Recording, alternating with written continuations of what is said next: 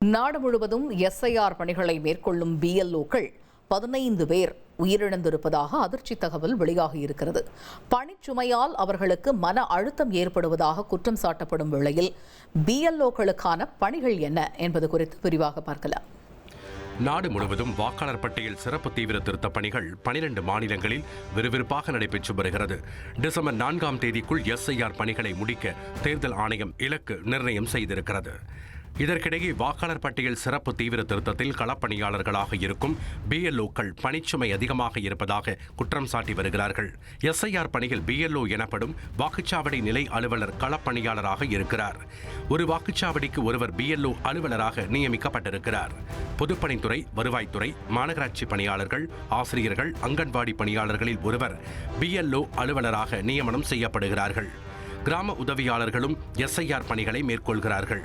வாக்குச்சாவடி அடிப்படையில் எஸ்ஐஆர் பணிகள் மேற்கொள்ளப்படுகிறது. பொதுவாக வாக்குச்சாவடிக்கு குறைந்தது 1000 வாக்காளர்கள் வரையில் இருப்பார்கள். ஒரு பிஎல்ஓ அலுவலர் அவருக்கு ஒதுக்கப்பட்ட வாக்குச்சாவடியில் இருக்கும் வாக்காளர்களுக்கு வீடு வீடாக சென்று எஸ்ஐஆர் விண்ணப்பங்களை கொடுக்க வேண்டும். பிறகு பூர்த்தி செய்யப்பட்ட எஸ்ஐஆர் விண்ணப்பங்களை வாங்கி அதில் ஒன்றில் கையெழுத்திட்டு வாக்காளர்களிடம் ஒப்படைக்க வேண்டும். மற்றொரு விண்ணப்பத்தை புகைப்படம் எடுத்து தேர்தல் ஆணையம் வழங்கிய செயலியில் பிஎல்ஓ அலுவலர் பதிவேற்றம் செய்ய வேண்டும். வாக்காளர்கள் எஸ்ஐஆர் விண்ணப்பம் குறித்து எழுப்பும் சந்தேகங்களுக்கு பிஎல்ஓ அலுவலர் பதிலளிக்க வேண்டும். வாக்காளர்களுக்கு முந்தைய வாக்கு விவரங்களை பெறவும் உதவி செய்ய வேண்டும். இதுபோக செல்போனில் அழைக்கும் வாக்காளர்களுக்கும் அவர்கள் எழுப்பும் சந்தேகத்திற்கு பிஎல்ஓ அலுவலர்கள் விளக்கம் அளிக்க வேண்டும்.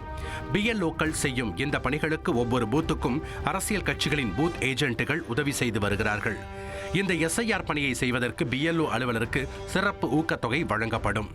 ஆனால் வழக்கமாக செய்யும் பணிகளோடு சேர்த்து எஸ்ஐஆர் பணிகளையும் மேற்கொள்வதாக சொல்லும் பிஎல்ஓக்கள் பணிச்சுமை அதிகமாக இருப்பதாகவும் மன உளைச்சல் ஏற்படுவதாகவும் குற்றம் சாட்டியிருக்கிறார்கள்.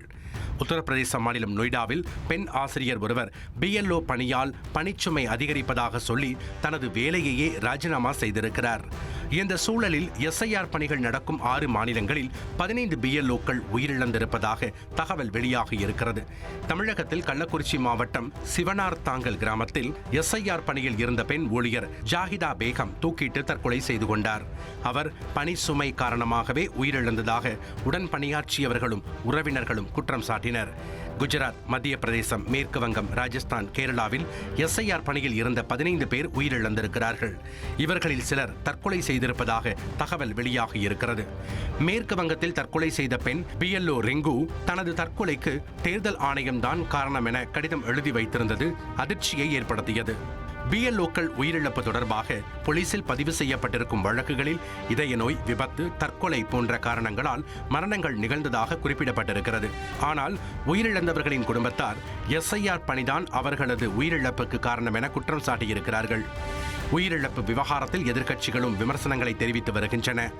எஸ்ஐஆர் என்ற போர்வையில் நாடு முழுவதும் குழப்பம் கட்டவிழ்த்து விடப்பட்டிருப்பதாக மக்களவை எதிர்க்கட்சித் தலைவர் ராகுல் காந்தி குற்றம் சாட்டியிருக்கிறார். எஸ்ஐஆர் சீர்திருத்தம் இல்லை, அது ஒரு திணிக்கப்பட்ட கொடுங்கோன்மை என விமர்சித்திருக்கிறார் ராகுல் காந்தி. பிஎல்ஓக்கள் உயிரிழப்பு செய்தி அதிர்ச்சியை ஏற்படுத்தியிருக்கும் வேளையில் பணி சுமையை குறைக்க வேண்டும், அவகாசத்தை நீட்டிக்க வேண்டும் என்று அவர்கள் தரப்பில் கோரிக்கை விடுக்கப்பட்டு வருகிறது. அதிமுக்கிய விவரங்களை அனைவருக்கும் புரிய வைக்கும் பாட்காஸ்ட். பொருளாதார பல ட்ரில்லியன் ஆயுதங்களை கொள்முதல் செய்கிறது. சம்பவங்களை தேடி களத்திற்கே உங்களை அழைத்துச் செல்லும் ஸ்பாட்லைட். அங்க இருக்கக்கூடிய கள விவரங்கள் என்ன? இந்திய ராணுவம் கடந்த 5 வருஷமாவே சார் எனக்கு ரொம்ப பிடிக்கும் அவர் வர்றதுக்காக எங்களுடைய நியாயமான கோரிக்கை. Even at the cost of stopping. பார்வையாளர்களையும் செய்திக்குள் பங்கெடுக்க செய்யும் மக்கள் குரல். 50 ரூபாய் எங்களுக்கு தண்ணிக்கு ஒரு தீர்வே இல்லைங்க 10 வருஷமா. எங்களுக்கு சரியான ஒரு விடிவு கிடைக்கவில்லை. 60,000 ஏக்கருக்கு தான் கேட்கிறோம், பிச்சை கேட்கறாங்க.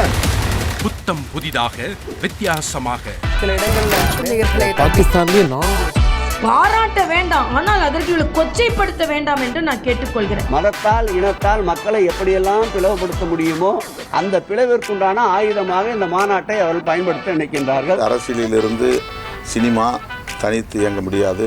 அனைத்தும் உங்களுக்காக. எப்போதும் இணைந்திருங்கள் தந்தி டிவியுடன்.